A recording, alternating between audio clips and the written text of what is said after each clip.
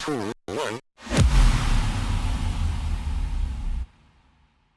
აბა, როგორ ხარ ამიკო? რა შვები? კარგად. თავად როგორ ხარ? მეც კარგად, აი, ძალიან მიხარია, რომ ჩემი პირველი სტუმარი ხარ და არ ვიცი, აი, ემოციურად ვარ რა ძალიან დამოკიდებული შენს მიმართ, იმიტომ რომ ეხა მეც არავინ არ მიცნობს, მაგრამ ჯერ შენი გაცნობით დავიწყებ რა. შენ ხარ ადამიანი, ჩემთვის ეხა როგორ ხედავ რა, შენ ხარ ადამიანი, რომელიც აი იმ პერიოდში, როცა ყველა რაღაც სიგარეტს ეწეოდა, რაღაცა ზოგი იჩხერდა, ზოგი პლანს ეწეოდა, შენი რაღაცები ხდებოდა, როცა შენ რაღაცა აი ვარჯიშობდი, გარეთ კალისთენიკს აკეთებდით და ბიჭები რაღაცებს ჩალიჩობდით გარეთ. ხო? რა არის? Street workout-ი, ხო? ხო, street workout-ი და მაშინ ჩემთვის ძალიან უცხო იყო ხა ესეთი რაღაცა რა. მე შენაც გაგიცანი, მე გადავხედე მაგ ყველაფერს და მეთქი ვა, ჩვენ ერთმანეთის დარბაზში გავიცანთ, როცა შენ ტრენერი იყავი მაშინ.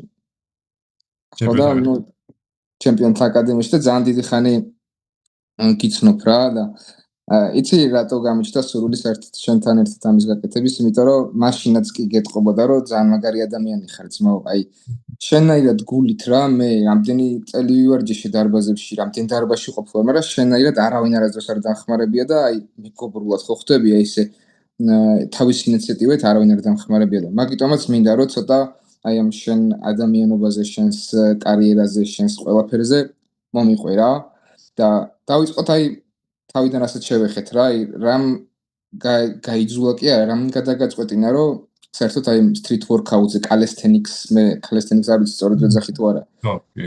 ამით დაგეწყო და რა წინაღობები ქონდა. კი, გეტყვი რა, როგორი რაღაცა იცი?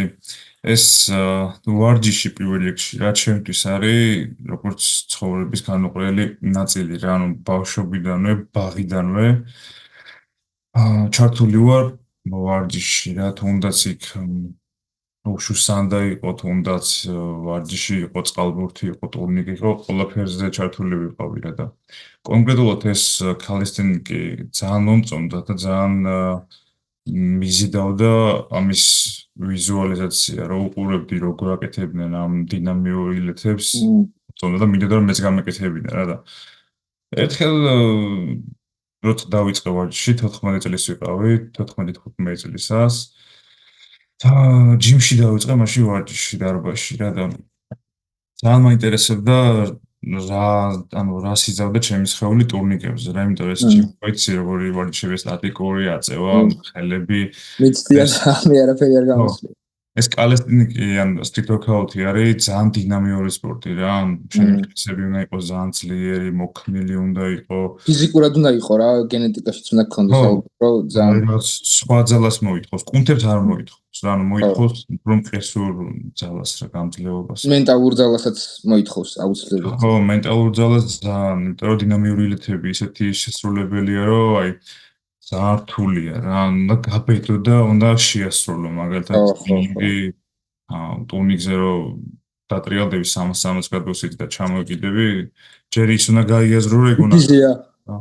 და გამიჩნდა სურვილი რომ მესწავლა რა. და მე სადაც ახლო იყო ტურნირები, იქ გავედით, ჯერ ავიწიე, გამოვიწიე ეს ტურნირზე კრუგი დავარტყე და დამევასა რა, მომეწონა რომ რაღაცა მინიმალური გამომდიოდა. თან რა იყო, იცი, ცოტა წვრილი ფეხები მქონდა რა და ეს ზედატანი რომ დიდი მქონდა ძლიერი რა. უფრო ადვილად ავითვისე ეს კალისთენიკი, მაგას ხო, იმიტომ რომ უფრო ხელების და ზედატანის ვარჯიშს მოიწყო. 60-40-ია ჩემი გადანაწილება ტანისა და ზედატანი რომ ძლიერი მქონდა, უფრო ადვილად გამომდიოდა რაღაც ილეთები და ჩავერთვე ეს 1 წელი, 2 წელი ვარჯიშობდით, გამოვდიოდით ჩემპიონატებზე, გუნდიც ყავდა. აქვს მოგებული რამე? ესე რამე შეჯიბრებები არ იყო ჩატარებული, უფრო გახსნითი შოუებს ვაკეთებდით ხოლმე, სადაც ახალი ტურნირები იხსნებოდა, იქ გვეძახდნენ და ჩვენ ილეთებს და დინამიურ რაღაც შოუსავით უდგავდით ხოლმე რა, უფრო მაგ შოუებზე ვართ გამოსულები. გამარჯვებით, ეხა გაიმარჯვე, ეხა არ ვიცი, ვიტყვი რომ შენ ხარ ბრაზილიური ჯიუ-ჯიტსუს კოუჩი. ასწავლი როგორც ბავშვებს, ასევე, ნუ, ძირითადად მოზარდებს, ასაკს მნიშვნელობა არ აქვს.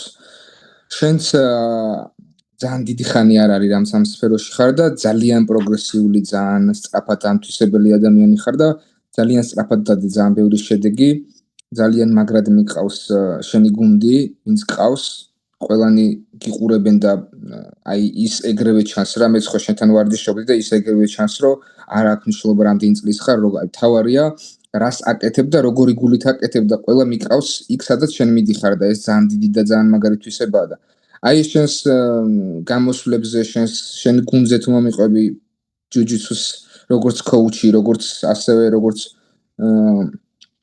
ათლეტი. ჯუჯიცუ არის ჩემთვის უკვე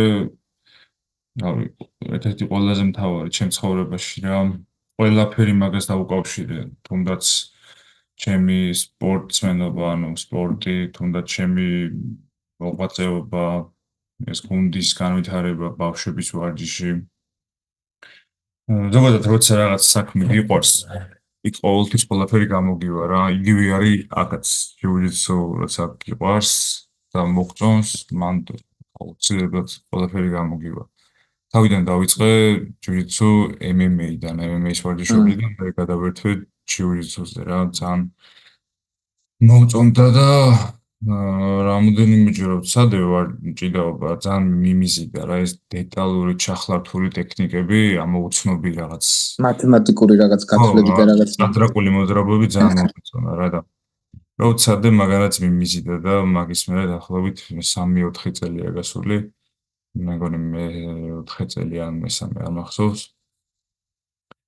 ვიხდი რომ რაღაც ძალიან დიდ რაღაცასთან მქონდა საქმე რა, უნდა გამერკვია რა ხდებოდა, როგორ ხდებოდა. ის მომენტი ქონა ხო ეს და ვა, ეს უნდა გავაკეთო ხო? კი, სუსტად. თან ეს მომენტი იყო რომ რაღაც შეჯიბრი იყო და ორ კვირაში იყო ის შეჯიბრი რა და მე ხა არ მქონდა არანაირი გამოცდილება ჯუჯიცუში და მოინდომე ეგრევე გასვლა. ხო. შეჯიბრზე გავედი და პირველი შეხვედრა მოვიგე ეს ალბათ ჩემი ფიზიკურობის ხარჯზე, იქ მე ტექნიკური არაფერი არ მიქნია, არც ვიცოდი და ფინალში წავაგე ჩემი მენტორთან, ახლანდელი მენტორთან, იმით რაზმაძესთან. ძალიან მაგრად წავაგე ხელის ტვინეულით. ესაც რო ვიხსენებ ხოლმე ძალიან მეცინება, ძალიან გამოუცდელი ვიყავი, არაფერი არ ვიცოდი რა.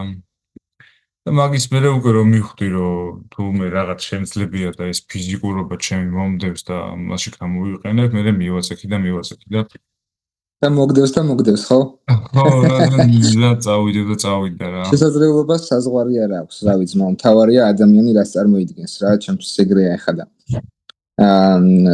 რაც შეხებოდა აი ამას ეხლა რა, როგორც თქვი რა, რო წააგე ფინალში, თუნდაც აი ეს რამხელა როლი აქვს შენს მენტალურ სიმტკიცეს რა, რამხელა როლი აქვს აი იმას, რომ თავშად თუ წააგებ, ნუ ამბობ რომ არ აუშავს ძალიან, აი როგორ გზნობ თავს რა, როცა ააგებ თავშთან, როცა იგებ.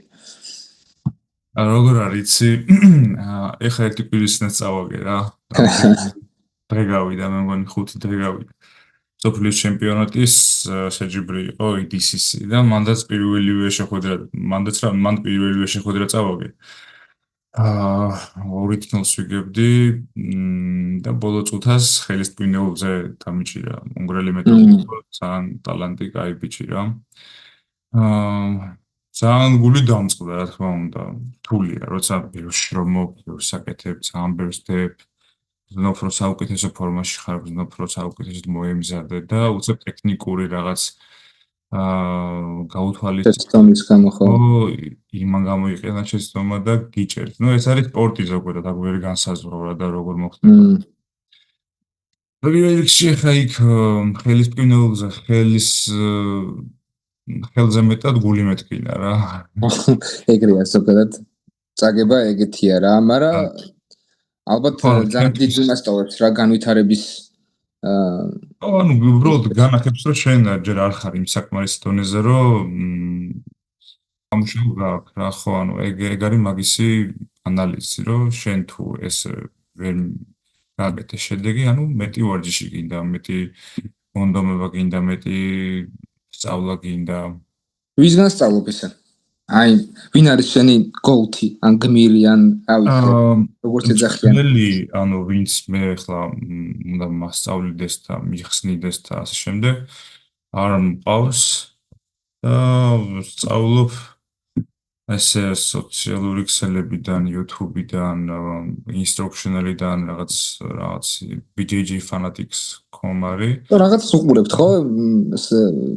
გაშლა გაქვთ რაღაცებს, შენ აყურებინებ დარბაზში და მე ერთად აკეთებთ თუ ანუ აი instructional-ი არის, ყიდულობ რაღაც კონკრეტულ თანხას იხდი და იმ კონკრეტულ ილეთებს იქიდან სწავლობ დეტალურად რა, ესეთი რაღაცებიც არის. მაქედან სწავლობ უფრო ხშირად რა. ეხაც იყავი ხო წასული სადღაც აზერბაიჯანში იყავი მგონი თუ ზურუსულად რო უხსნიდი ვიღაცებს რაღაცებს ეხლა გორში ვიყავი გორში აიყო თურქმენეთის ნაკრები ჩამოსული და რაღაც პატარა სემინარი ჩავატარეთ იქ ჩემი რუსული ძალიან ცუდი არის ამიტომ თავარია რომ აი ჩანდა რომ მოძრაობით უხსნიდი ესმოდათ ხელით ფეხით ყველაფრით რავი ეგ უფრო დასაფასებელია ჩემი აზრით ყველაზე აი ესეთი რთული მოწინააღმდეგე ვინ ყოლია საერთოდ აი თუნდაც ეხლა ზოგი ბევრი ამბობს რომ ეს მოწინააღმდეგე ყველაზე დიდი მოწინააღმდეგე შენი თავია ზოგადად მაგრამ აი ამას რო სულიერ მხარეს რო თავი დავანებოთ იმიტომ რომ ცოტა დრო გვაქვს რა თორე დიდი სიამოვნებით ვილაპარაკებდი ამაზე აი ვინ ყოლია ყველაზე დიდი მოწინააღმდეგე და რატო სანამ მაგას იტყოდი სულიერ მხარეს რა უნდა მეთქვა რომ ჩემი თავი თქვა მაგრამ პირველ რიგში ეგ არის მთავარი შენ თავს თუ არ მოამზადებ და შენ თავს თუ არ გადაახტები აზრი არ აქვს ვინ გინდა იყოს ცართულია იქ მოგება რა მაგრამ მაგას თუ არ გავითვალისწინებ რომ შენ თავი ყველაზე დიდი მტერია შენი გამოვარჩევდი რამოდენიმეს მაგალითად ამ კონკრეტულ ბიჭსაც გამოვარჩევდი ახლა ვისთანაც წავაგე უნგრელთან იმიტომ რომ დაახლოებით 2-3 წელია მტკივნეული მახრობელით არ წამიგია. თუ წამიგია, რაღაც ფულების დეფიციტით წამიგია და ასე დამისრულებია შეხვედრა. ძიმე წონაში ხარ ხო? ხო, დაახლოებით მასე გამოდის 92-11 კილო ვარ. ძიმე წონაში. რაღაც ნახევრად ძიმე წონა ქვია. Light heavyweight. ხო. და ალბათ მაგას გამოვარჩევდი მაგბიჭს, რომ არ მიგემბია რა, კინოელი მახრობელი წაგება რა. თან მივქარე რომ გითხარი რომ არ გვინდა სულიერ მხარეზე მეთქი ხა ძალიან ნანობ რომ არ ჩაგიძიე. მოდი დავი თუ წინააღმდეგე არ ხარ ცოტა ამაზეც ვისაუბროთ. რა მაინტერესებს იცი აი ჩემი აზრით რა საქართველოში ადამიანებს რა რაც ყველაზე ძალიან აკლია თუ არ ვიტყვი გვაკლია არის სისტემატიურობა. აი კონსისტენსი როგორც ქვია ინგლისურად, ანუ ყოველდღე რო ერთი და იგივე რაღაცა აკეთო, რაც რთულია და ამაში იმდენად დაიხვეწო, რომ მე ჩაგიჯდეს და შენი ჩვევა გახდეს. აი შენ თუ გაქვს ისეთი რამე ჩვევა, რაზეც აი ეხა ყურადღებას ამახვიდე, მაგალითად ეხლა რაზე მუშაობ, რომელ შენს შინაგან სამყაროსეულ თვისებაზე მუშაობ, რომლის გამოკეთებას ვცდილობ.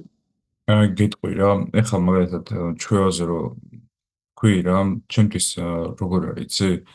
სანამ დავიწყებდი რაღაც ძალიან სიღრმისეულად ჩასვლას ამ სპორტში და ვარჯიშს, ჩემთვის ყოველ დღე, კი არა, დღე გამოშვებით ჭიდაობაც იყო რაღაც დიდი გამოწვევა, იმიტომ რომ სუმპირო დაკუნთები და ასე შემდეგ. ანუ რთული იყო, რომ ყოველ დღე თუ არა, დღეში გამოშვებით მეჭიდავა რა. მაგის მერე რაღაც ეტაპი რო გადავლახე, მერე ვფიქრობდი, რომ ყოველ დღე ჭიდაობა იყო რთული. და რაღაცა არ მეგონა სწორი, რომ ყოველ დღე ჭიდაობა რაღაც შეიძლებოდა რა და ეხლა უკვე ამ ეტაპზე როგორც ვარ, ჩემთვის პრობლემას აღარ წარმოადგენს ყოველდღე ჭიდაობა, იმიტომ რომ ხო ჩემთვის უკვე ჩვეულებრივი რაღაც გახდა, როგორც მაგალითად ვიღაც მიდის და სკოლაში 5 საათი სწავლობს.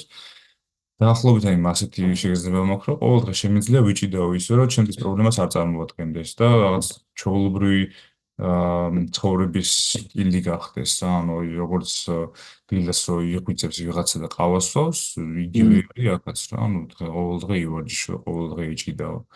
ესე ვფიქრობ და მაგით შეგიძლია შეცვალო შენი ცხოვრების სტილი, თუნდაც სპორტული კარიერა, თუნდაც ჩანსაღობის მხრივ, ყველაფერი შეგიძლია შეცვალო თუ ამ ყველაფერს ჩვევებში გადაიტან და ჩვევა დაქცევ. როგორც ვარჯიშს, როგორც ჭიდაობას, როგორც სწორკვებას. ეხლა ვცდილობ რაღაცნაირად თითქოს სწორკვებაზე გადავედი. დაკლება მინდა რა ცოტა, იმიტომ რომ სიგარეტს დავანებე თავი და ის მაქვს რა, ხო ხტები, აი ძალიან რთული პერიოდი მაქვს. აი ერთი 10 თვე არის, რაც დავანებე და მაინც მიჭირს რა ძალიან წონა ვკრიფე. და რა ვიცი, აი შენთანაც რო ვარჯიშობდი, მე მგონი ერთადერთი მე ვიყავი, ხო, ვინც სიგარეტს ეწეოდა და ეხლა მეც აღარ ვეწევი და მენტალურად კი ძალიან რთული იყო, მაგრამ აი სიგარეტის დანებება ჩემთვის და რაღაც ახალის აღმოჩენა ერთი იყო რა, ანუ აი ეს ცუდი როგორც გადავაგდე, კარგი ხო ბევრი წამოვიდა და რას ხვდები იცი რომ გარშემო ძალიან ცოტა ადამიანია, ვინც დაუშვათ თავის განვითარებაზე ფიქრობს რა, ძალიან ცოტა ადამიანია და ერთ-ერთი ხარ შენ რა, ვინც შენი თავის განვითარებაზე ფიქრობს. თან რამდენი წლის ხარ? 26-ის გავხდი ხა. მე 28-ის ვარ. ანუ თითქმის ერთი ასაკის ვართ, მაგრამ პატარა ხარ რა, ასე თუ ისე თუნდაც ქოუჩისთვის, თუნდაც იმ გამოცდილებისთვის, რაც გქონდა აქამდე და აი შენი თავის განვითარება ეხა რო შეხედო, მაგალითად ბევრ ადამიანს ზოგი რითი აკეთებს, ზოგი რითი აკეთებს და თუ გაქვს რამე მაგალითად ჩანაწერები ან რაღაც ეგეთ თუ აკეთებ, როგორი იყავი, როგორი ხარ, ან თუ გაქვს მომავალში რამე ისეთი დიდი გეგმა, რასაც აპირებ რომ განახორციელო. ეხლა რამდენიმე გეგმა ალბათ აგიხდა კიდევაც რაღაც დარბაზი გინდა მახსოვს და ძალიან მაგარი დარბაზი შეიძინეთ თუ ხო, ნუ ჯერჯერობით ვწვრთნელად ვარ ამ დარბაზში და სამომავლოდ არის რაღაც გეგმები, რომელიც განხორციელდება მაგ მხრივაც რა. ნუ ვფიქრობ, რომ რაღაცეები სწორად მიდის გეგმები და თუ იგივე სიტყვას გამოვიყენებ ინგლისურად consistency იქნება. ის გეგმები რაც შენ ჩაწერილი გაქვს თუ და მოხსოვრებული გაქვს, ყველაფერი შეგისრულდება რა. თუნდაც მე თუ მინდოდა რომ IDC-ის მსოფლიო ჩემპიონი გამხდარიყავი და პირველი ეტაპზე წავაგე, დარწმუნებული ვარ რომ მომავალში აუცილებლად გავხდები, იმიტომ რომ იგივეს გავაგზავნებ. და ანუ ვიღაც ვაჟობებ, ვისაც მაგალითად мотивация არ აქვს, ან დისციპლინა არ აქვს და ეხლა თუ ძალიან მაგარი არის ვერ გააგრძელებს ისე ვარჯიშს როგორც საჭიროა და ნუ ამ ჩვევებით მოხდება ეს რა და სიმტკიცით ხო? მიზნებიც იგივე არის აბსოლუტურად, ასაც დაისახავ თუ არ შეეშვები და რქებით მიაწვევი ყველაფერი გამოვა რა. 100% გეთახები. და ანუ აი ძალიან ბევრი მაგალითი ყავს თუნდაც ეხა რა. მაგალითად ავიღოთ მერაბ დვალიშვილი, ვიცი რომ UFC-თან ახლოს ხარ, ილია თოფურია. გასაოცარი შედეგებს დებენ რა, გასაოცარ შედეგებს დებენ და აი მერაბის შემთხვევაში მაგალითად რა, აი როგორი სულ მაგაზე ვფიქრობ რა, წარმოიდგინე ადამიანმა საერთოდ ინგლისური არ იცის, ჩადის ამერიკაში უცხო ქვეყანაში და ვერ აგებინებს რომ დაუშვათ მე მინდა რომ ვიმუშაო, მინდა უკეთესი დღე რომ მქონდეს ხვალ და არავის არ აინტერესებ რა. ამიტომ შენი შრომით, შენი იმით რომ გამძლეობით უნდა დაამტკიცო რომ რაღაცას წარმოადგენ რა. და რამდენ რაღაცას მიაღწია, კონსტრუქციაზე დაიწყო მუშაობა რა, დაიწყო მუშაობა და UFC-ის ჩემპიონია და როგორ მშვენიერი ცხოვრება აქვს, მაგრამ ეხლა რომ ვიღაცამ დაინახოს, თუნდაც აი შე რომ დაგინახოს, ეხლა ქოუჩი ხარ ხო? და იტყვის რომ როგორ გაუმართლა ამ ადამიანს, რომ ჯუჯუს ქოუჩია რა, მაგრამ აი ეს ისტორია რაც მოყვება შენ ხო?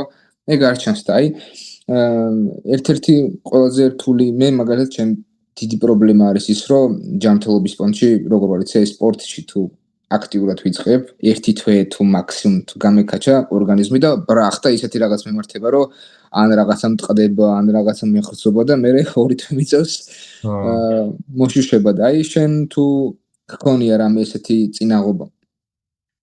როგორ არის ეხლა ეს სპორტი შენ რაც თქვი რა, არის კონკრეტულად მიზანმიმართული ტრავმასთან. ანუ ჩვენი სპორტი არის ტრავმა. პირდაპირ ტრავმირებული სპორტი არის, იმიტომ რომ ყოველი მოძრაობა სრულდება იმისთვის, რომ შენი მოწინააღმდეგო დატრავმო, ანუ ტრავმასთან ახლოს მიიყვანო, ანუ გულისხმობ თუნდაც ხელის პირნეულის ბერკეტი, ან ფეხის პირნეულის ბერკეტი, ნებისმიერი რა, ანუ ის ყველაფერი ასოცირდება ტრავმასთან და ძალიან ადვილია ჩვენთვის რა, ანუ შეჩეულები ვართ ტრავმას უყოლას. ტრავმა გვაქვს, თუ იმეს ტრავმა არ აქვს, ვეკითხებით, რომ რატო არ ვარჯიშობ საკმარისად, ანუ ფორმაში არ ხარ.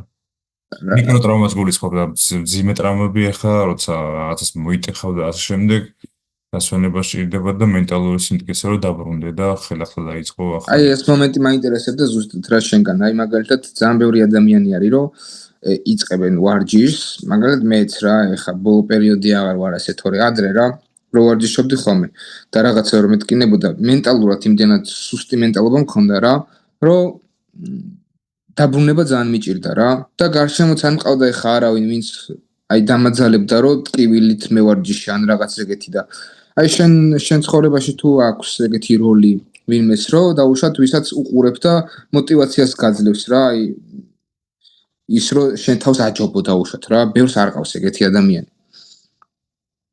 იცი რა არის სიმართლეს გეტყვი რა ანუ ჩემი мотиваცია არის ჩემი ოჯახი რა პირველ რიგში იქიდან გამომდინარე რომ როდესაც მაგალითად იმას გავიხსენებ სოფლიო ჩემპიონატზე როცა მივდიოდი WW's სოფლიო ჩემპიონატზე რაც გამოსვლის წინ შემოიღო ჩამიგდო ჩემი შვილის ლოცვა რა არ ვიცი შეიძლება გააქვს ნახე რომ ხატებთან დგას და ლოცულობს რომ მოიგოს რა ანუ ჯერ ეგ რო ნახე უბრალოდ ვერ იქნები სუსტი რა ანუ